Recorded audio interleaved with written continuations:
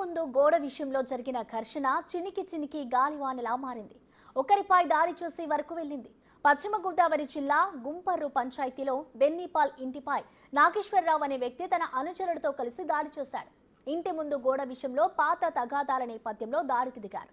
కత్తులు గొడ్డలతో ఇంటి బయట ఉన్న 2 కార్ల అద్దాలు, సీసీ కెమెరాలు ధ్వంసం చేసి ఇంటి తలుపు పగలగొట్టే ప్రయత్నం చేశారు. సమాచారం అందుకున్న పోలీసులు ఘటనా స్థలానికి చేరుకునేసరికి నిందితులు అక్కడి నుంచి పరారయ్యారు.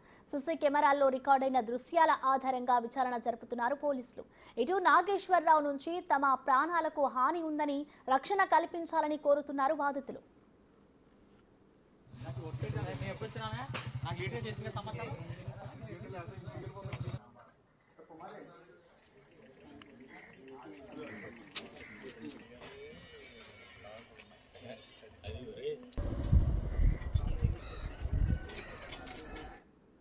ఇప్పుడు గతంలో తుంగా నాగేశ్వరరావుకి మాకు చిన్న గోడ విషయంలో తగాతుంది. అది కూడా ఆ గోడ తను వచ్చి డైరెక్ట్గా తను ముందు తీసేసి మొత్తం అంతా కూడా తీసేశాడు. అది కేసు ఇప్పుడు ఆల్రెడీ ట్రయల్లో ఉంది.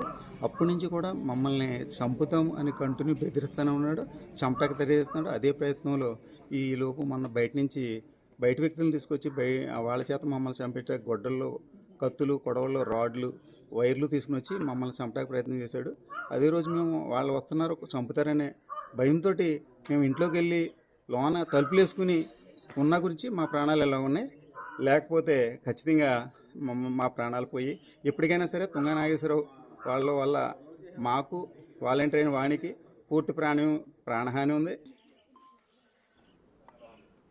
ఇంటి ముందు గోడ విషయంలో జరిగిన ఘర్షణ చినికి చినికి గాలివానలా మారింది. ఇటు ఒకరిపై దాడి చేసే వరకు వెళ్ళింది. ఇటు ఈ ఘటన అంతా కూడా పశ్చిమ గోదావరి జిల్లా గుంపర్రు పంచాయతీలో బెన్నీపాల్ ఇంటిపై ఇటు నాగేశ్వరరావు అనే వ్యక్తి తన అనుచరులతో కలిసి దాడి చేశారు.